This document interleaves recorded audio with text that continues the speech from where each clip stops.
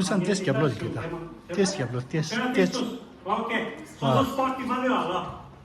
Tangan di sus. Okay, good. Okay, spot bell. Okay, yeah. Oh, no problem. Just go. One. It's okay. It's okay. Go ahead. No problem. Yeah. Kunsan test pass. 2, 3. Kunsan.